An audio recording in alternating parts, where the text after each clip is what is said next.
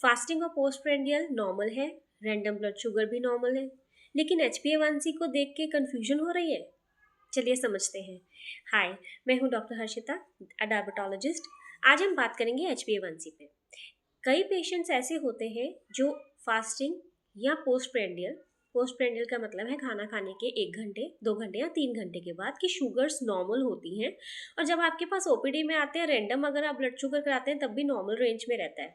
लेकिन ऐसे पेशेंट्स का कभी कभार HbA1c हाई होता है या लो होता है, तो उससे कैसे पता चलेगा कि वो एक्चुअल वैल्यूज़ हैं या पेशेंट में कुछ और कंडीशंस ऐसी चल रही हैं जिससे वो फॉल्सली हाई या फॉल्सली लो गया है।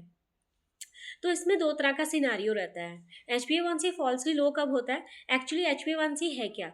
HbA1c होता है ग्लाइकेटेड हीमोग्लोबिन। जब पेशेंट की हीमोग्लोबिन जो होता है उससे उस ग्लोबिन पार्ट के साथ हमारी ग्लाइकेशन होती है। ग्लाइकेशन मतलब शुगर पार्टिकल्स उसके साथ अटैच होते हैं। So in any scenario where there is a low haemoglobin in the patient, वहाँ पे ग्लाइकेशन कम होगी और HbA1c आपका कम आएगा।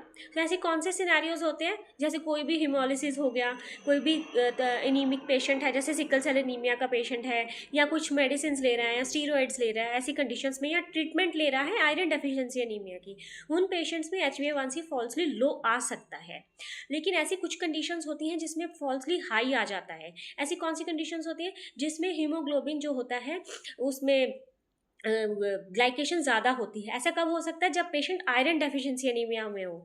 आयरन डेफिशिएंसी एनीमिया में क्या होगा कि जो हमारा आरबीसी है उसका टर्नओवर जो है वो बढ़ जाएगा, बिकॉज सेल्स जो है वो लॉन्गर हमारे बॉडी में रहते हैं, वो डिस्टॉर्टेड या ऐसे सेल्स होते हैं जिनमें ग्लाइकेशन लगातार होती रहती है उसका, बिकॉज उसका टर्नओवर स्लो डाउन हो जाता है, 120 डेज से भी स्लो हो जाता है। तो ऐसे केसेस में हमारा जो HbA1c है वो बहुत हाई आ सकता है। या कुछ ऐसे पेशेंट्स होते हैं क्रॉनिक लिवर डिजीज की, या जिनको जो स्मोकर्स होते हैं उनके हीमोग्लोबिन ज़्यादा होता है, पॉलीसाइथीमिया में होते हैं, ऐसे पेशेंट्स में हीमोग्लोबिन का लेवल जो है HbA1c का वो ज़्यादा आ सकता है। तो HbA1c को देख के ट्रीटमेंट स्टार्ट कर सकते हैं कि नहीं? नहीं।